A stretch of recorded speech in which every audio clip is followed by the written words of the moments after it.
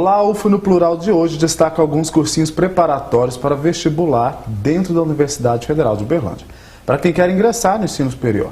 Os dois cursos que a gente vai abordar especificamente dão apoio para estudantes do terceiro ano e egressos do ensino médio da rede pública. E o melhor de tudo, é de graça. Sobre esse trabalho, convidamos o Gilson Carvalho Júnior, ele que é mestre em Sociologia, ex-professor do cursinho de Sociologia da UFO. Gilson, muito obrigado pela presença. Que é isso, eu que agradeço a oportunidade da gente discutir algo que é importante, inclusive, para a comunidade, não só os estudantes, mas a comunidade, né, como um todo. Ok, está aqui também o professor Adevailton Bernardo dos Santos, um dos responsáveis pelo cursinho pré-vestibular da UFO, que faz parte do programa Ações Formativas Integradas, o AFIM. Professor, muito obrigado por ter vindo. Muito obrigado, eu que agradeço em nome de todos lá do AFIM, Ações Formativas Integradas, pela oportunidade. Professor, explica um pouquinho para a gente como que funciona o AFIM. Ele tem como foco aí principal, como preparação aí, o Enem, não é isso? Apesar de trabalhar também os outros processos seletivos, inclusive da própria Universidade Federal de Uberlândia. Ele é geral, né? Mas o foco principal nosso é o ingresso na Universidade Federal de Uberlândia. E no final do ano, né, que seria no caso o ingresso para 2017, né, a porta de entrada é a prova do Enem através do SISU. Então esse é o foco principal das atividades que nós desenvolvemos, né?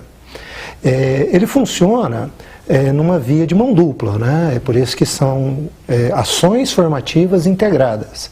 Então, ao mesmo tempo que o egresso e o aluno do terceiro ano do ensino médio são auxiliados para a prova seletiva do Enem, né? Os nossos estudantes de graduação, principalmente dos cursos de licenciatura, também possuem oportunidade de terem a prática pedagógica.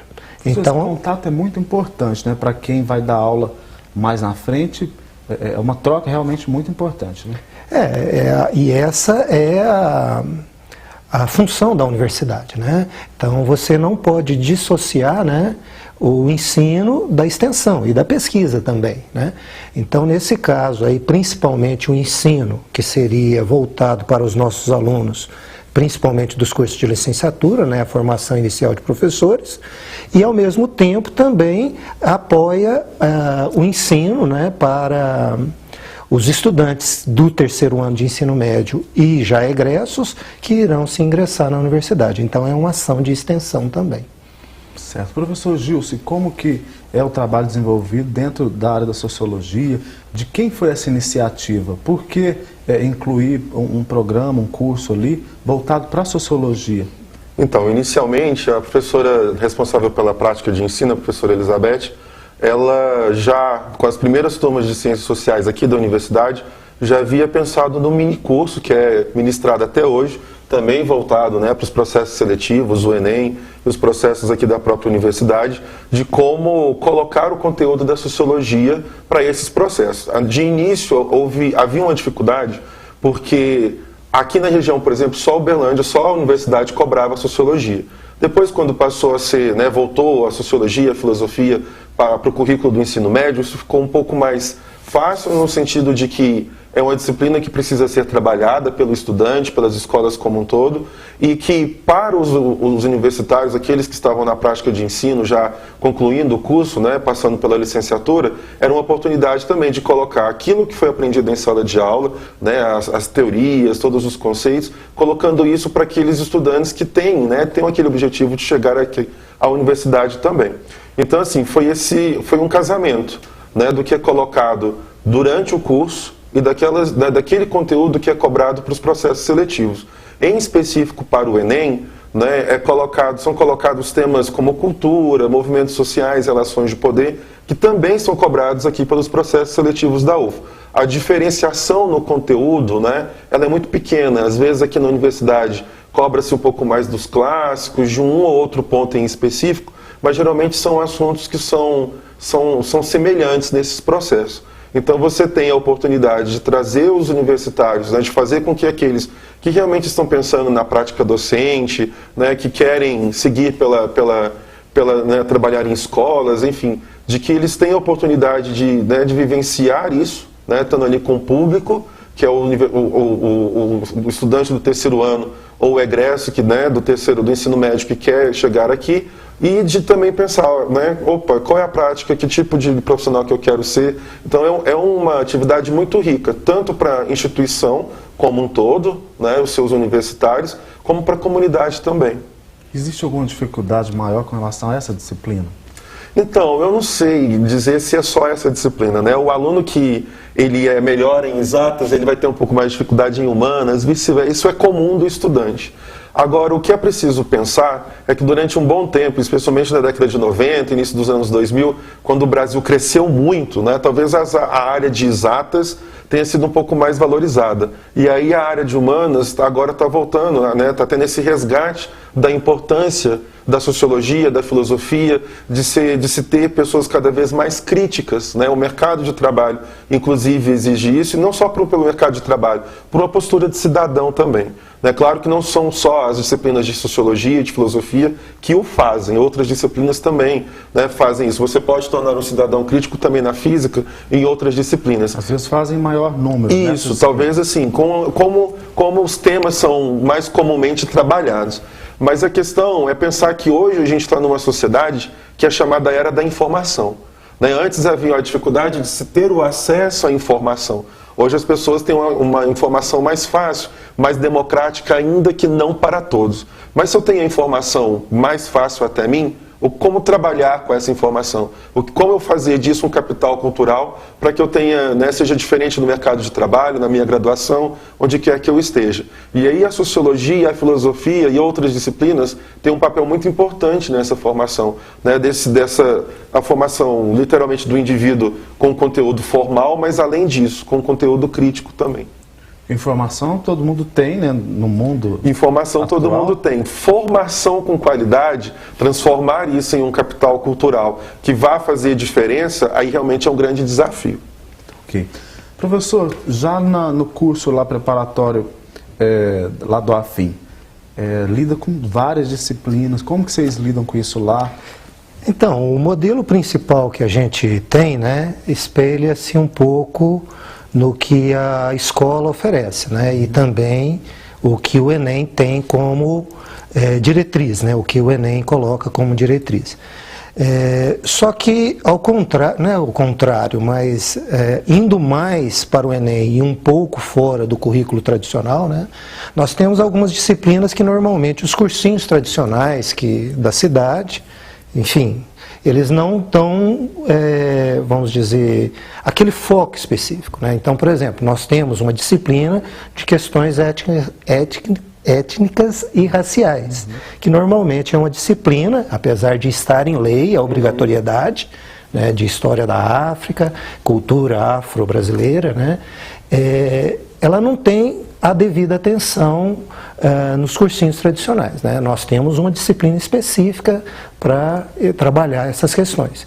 Nós temos também disciplina de artes, então trabalha todas as atividades culturais, tanto do ponto de vista social, econômico, enfim, tem alguns diferenciais o nosso trabalho. As ações, tanto das áreas de humanas, quanto da área das ciências da natureza, linguagens, redação, né, elas também primam muito por atividades interdisciplinares. Semana retrasada, por exemplo, nós fizemos uma atividade onde eles simularam a votação do Congresso. Então, elegemos um aluno para ser o relator, elegemos um aluno para ser o presidente, Câmara, como se fosse a Câmara, e eles escolheram um tema. Para o noturno foi a legalização do aborto, e para um outro turno, porque nós temos 2 turnos, à tarde e à noite. O pessoal da tarde optou por discutir a legalização do aborto, e o pessoal da noite era um tema voltado para a religião, tolerância religiosa. Não saberia dizer exatamente como foi, mas foi muito produtivo, porque mobilizou, né, vários conhecimentos, o trabalho em grupo. Então foi uma atividade interdisciplinar. No final houve, além da síntese verbal, teve possibilidades do pessoal trabalhar a escrita para fazer um texto de redação, né, no caso um texto dissertativo, que é o que o Enem foca. Então nós temos essa preocupação, como o professor disse, né? Além de simplesmente preparar o aluno para uma prova seletiva, né? Também com a formação do cidadão. Porque uma atividade dessa, não com esse foco específico, ela não cai desse jeito na prova do Enem. O Enem não cobra dessa forma. Mas ali você mobiliza diversos conhecimentos que fazem parte, além da preparação, também a formação cidadã da pessoa. E Adevaldo, como que é trabalhada essa questão desses diferentes alvos? Enem, vestibular interno, como que vocês trabalham isso lá? Porque as provas são bastante diferentes, ou não? No caso dele aqui, por exemplo, ele disse que até que o conteúdo não é muito discrepante. Mas me parece que no de vocês, que abrange todo o resto, acaba sendo, não? Sim e não. Existem alguns pontos que são bem comuns, né? Então, os pontos básicos, por assim dizer, Fala um pouquinho esses mudam um pouco. Essas semelhanças. A matriz do Enem, ela é colocada até um pouco já antigo, né? Ela vem de 2000 e, se não me engano, 2003, 2004, eu não lembro a data certinha. Então, ela é focada em competências e habilidades, algo de um pesquisador, Perrenot, mas não vou entrar em detalhes, mas ela está um pouco desatualizada, na minha opinião, é uma opinião pessoal. Está sendo discutida atualmente, né, a BNCC, que é a Base Nacional Curricular Comum, e a tendência é que em 2017, 2018, a Base Nacional substitua essa matriz. Né? E essa base nacional, ela também vai ser a base da escola. Então, ao mesmo tempo que ela vai servir de base curricular para a escola, ela também vai ser a matriz do Enem. Então, as coisas vão casar bastante, e aí essa diferença que você está se referindo, ela vai deixar de existir, pelo menos na nossa teoria, é o que a gente espera. Hoje em dia, né, a matriz que a gente tem aqui no vestibular da UFO, que é o vestibular do meio do ano, né, ela acompanha bem o que os livros didáticos trazem como currículo. E, na maioria das disciplinas, ela vai mais ou menos no caminho dos livros didáticos tradicionais que as escolas utilizam.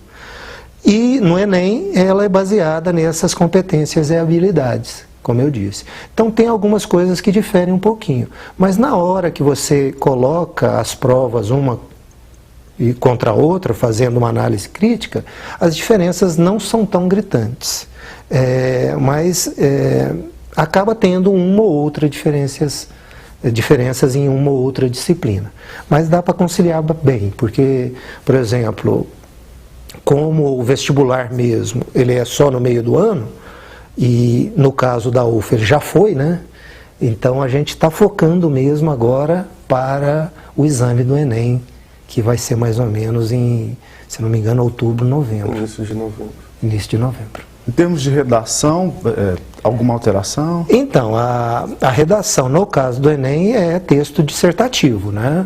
Agora, na UFO, o vestibular da UFO, não, ele tem uma gama um pouco maior, né? Você tem alguns carta, você pode fazer vários outros tipos de textos literários, né?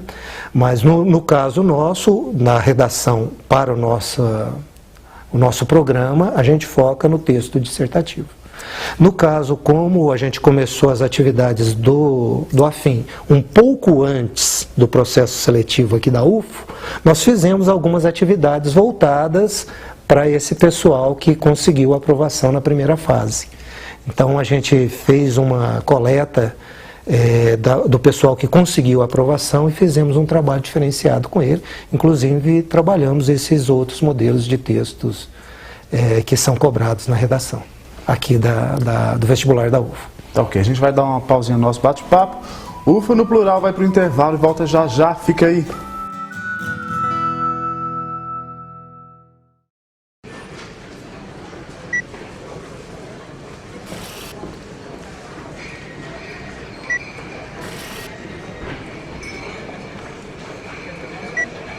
Suas compras podem esconder algo ruim. Compre produtos de empresas que não causam nenhum mal à sociedade e ao meio ambiente. Compre com responsabilidade.com.br. Uma campanha da APP.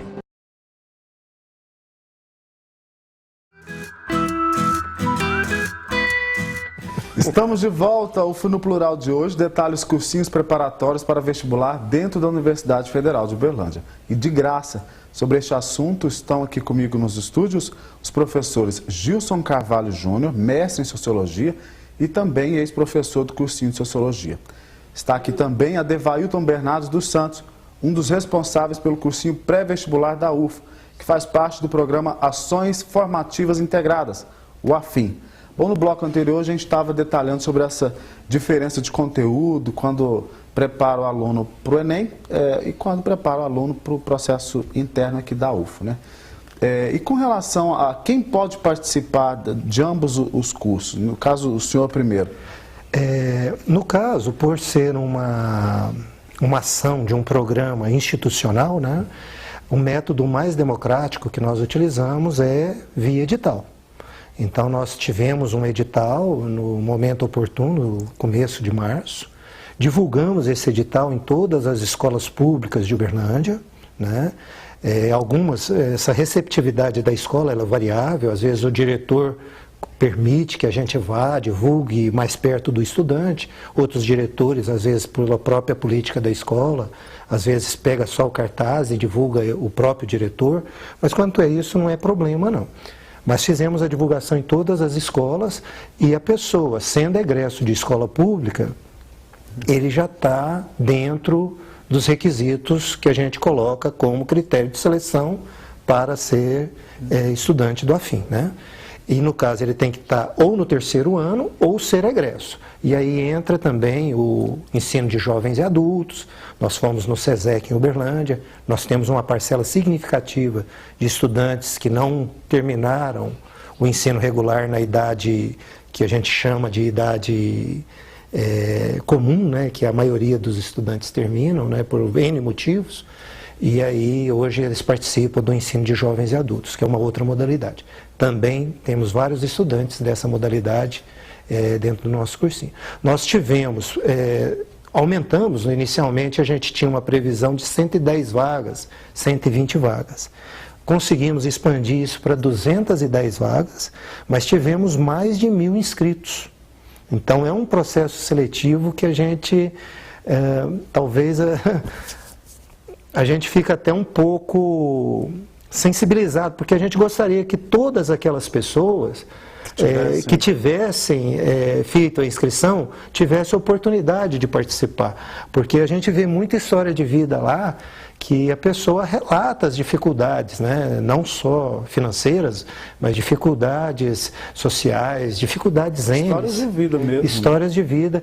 E a gente fica falando, pô, essa pessoa, não aquela e tal. Enfim, mas tem os critérios, né, no edital, que são os critérios que a gente segue, e foi em cima desses critérios que nós fizemos a seleção dos 210 que começaram as atividades.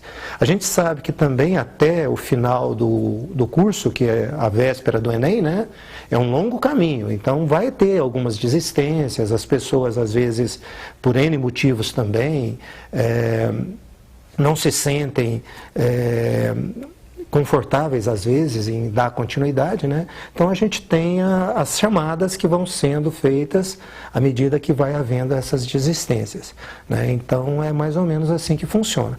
Os principais critérios são socioeconômicos, né? Os principais. Se a pessoa, por exemplo, faz parte existe um cadastro do governo federal, que é o CAD, Cadastro Único, se ela recebe algum benefício do governo federal, é um dos critérios que nós utilizamos na seleção. A renda per capita familiar, né, então a gente também utiliza esse como critério. Se tem alguma pessoa deficiente na família, se também faz parte das cotas, né, do programa de cotas do governo federal, né? Tem as cotas de escola pública, se bem que todos são de escola pública, mas existe uma parcela que é reservado para negros, pardos e indígenas, né? Nós também obedecemos isso na nossa seleção. Então, esses são alguns critérios que nós utilizamos na seleção. Se no caso da sociologia, professor, são semelhantes os critérios? É bem semelhante, sim.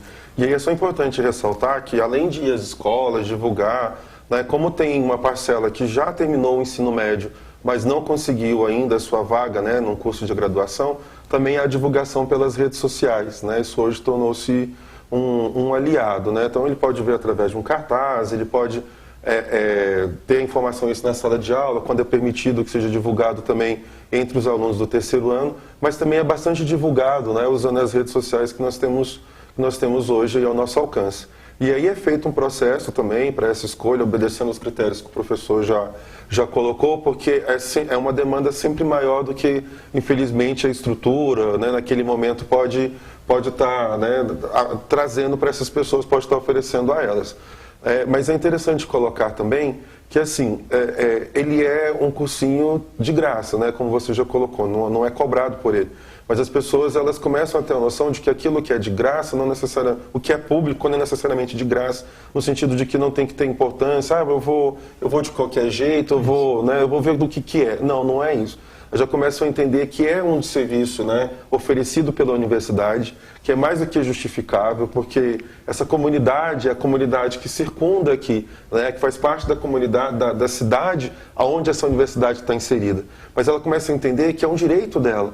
Então é oferecido algo e eu vou procurar saber que algo é esse, vou procurar participar e participar com responsabilidade. No início, muitas vezes as pessoas faziam inscrição, eu vou ver o que é e se eu gostar ou não, eu continuo. Não, é um cursinho que vai te preparar, é uma oportunidade a mais que está sendo dada para você ganhar conhecimento, ter condições de disputar uma prova que é difícil, que você vai estar disputando com milhares ou milhões de pessoas e tentar a sua vaga. Então, a gente percebe que é um processo, faz parte de um processo. Tanto a escolha, quanto a disponibilidade do cursinho, né, que ele é para o Enem, ele é para o vestibular, a quantidade de pessoas que passam a frequentar também, tudo isso vai demonstrando um amadurecimento, tanto da instituição, da universidade em oferecer esses cursinhos, quanto também da comunidade como um todo em poder participar deles. Muitas vezes tem pais que não eu estava relatando antes de começar, tem pais que não tiveram oportunidade de estudar, de chegar a uma universidade e que é de uma família carente que gostaria que o filho chegasse a uma universidade. E aí ele incentiva o filho a participar, mostra que é importante e esse estudante vem realmente com desejo, com afinco de aprender e ter essa oportunidade que no Brasil, e não só no Brasil, como um todo, a educação vem demonstrando que quanto mais formação, quanto mais oportunidades você tem de melhorar o seu capital cultural, maior a sua oportunidade de estar no mercado de trabalho, de conseguir alçar voos mais altos, e o cursinho é uma dessas alternativas, é uma dessas oportunidades. Então você percebe esse amadurecimento que é tanto de quem vem participar, quanto da própria instituição que oferece. Certo. E com relação à inscrição, normalmente ela é aberta em qual período? Uma vez por ano, 2 vezes? Como que é? No caso, nós temos uma lista de espera muito grande, né? Então, nós abrimos no começo de março, que eu havia dito, né? Fizemos a seleção, começamos as atividades agora em abril, né? E é o que o professor falou, né? A ideia é que realmente as pessoas vejam nesse cursinho um direito, né? A universidade é aberta para essas pessoas. Então, é uma oportunidade deles virem e a universidade terem a incorporação da universidade como sendo um patrimônio de toda a comunidade. Mas acontece que, às vezes, como ele falou, né? Alguns não se apercebem dessa importância. E aí eles acabam desistindo, não vou elencar alguns motivos, né? E aí nós estamos, exatamente, e aí nós estamos chamando esse pessoal da lista de espera, porque tivemos um número muito grande de inscritos. Se porventura, que eu acho muito difícil, essa lista de espera se esgotar, né? Aí sim a gente vai abrir um outro edital para que venha ter novas pessoas inscritas. Mas nesse momento a gente não tem essa previsão, não. É só importante colocar que existe essa lista sim, porque a demanda é grande, mas ela não é fechada. Ela é bem flexível, porque às vezes o estudante que está querendo fazer o cursinho ou está fazendo o cursinho, como as universidades têm calendários diferentes, tem chamadas diferentes, ele acaba às vezes sendo aprovado, né, na própria UFA ou em outras universidades, e aí você acaba abrindo espaço para outras pessoas, né? Claro que não é um número, às vezes, tão elevado, isso varia muito de curso para curso, isso é relativo, mas você acaba liberando aquela vaga. E aí você tem uma lista, né? Tem aquele que não pode participar no primeiro cursinho do ano por um motivo, né? Não pode fazer o pro vestibular, mas quer fazer o do Enem, e aí você vai permitindo que mais pessoas possam participar também, né? Já teve épocas, quando a gente fala que é relativo e é flexível, porque já teve época do cursinho, hoje eles acontecem aqui na universidade, em algumas escolas em específico, mas já aconteceu de ter em várias escolas ao mesmo tempo, né? Então, assim, depende muito da demanda, né, do calendário desses processos, de como isso é colocado.